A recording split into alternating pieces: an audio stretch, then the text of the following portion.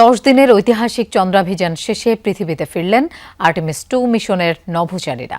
শনিবার বাংলাদেশ সময় সকাল 6:07 ক্যালিফোর্নিয়ার সান্দিয়াগো উপকূলে প্রশান্ত মহাসাগরে নিরাপদে অবতরণ করেছে ওরিয়ন মহাকাশযান। সুস্থ আছেন 4 নভোচারী।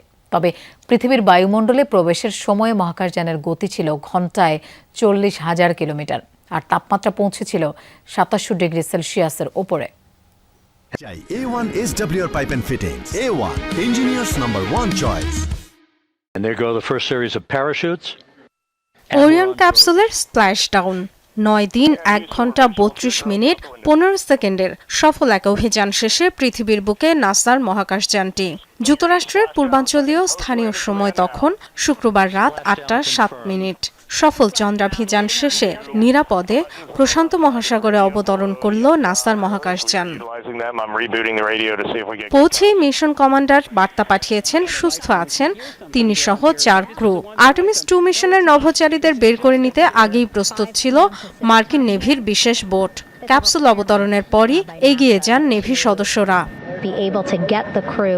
একে একে বেরিয়ে আসেন নভোচারীরা Reid Wiseman, Victor Glover, Christina Koch এবং জেরেমি হ্যানসেন।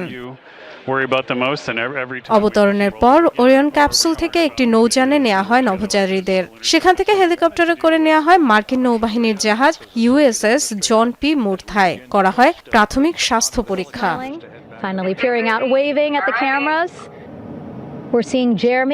স্বাস্থ্য পরীক্ষার পর নভোচারীদের গন্তব্য হিউস্টনের Johnson space centre.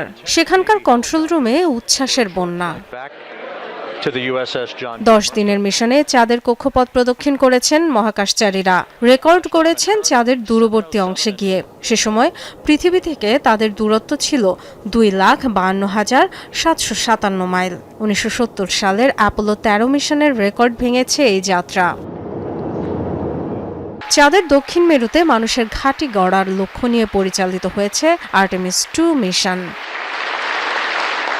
Dorothy Tasrin, Jamuna news.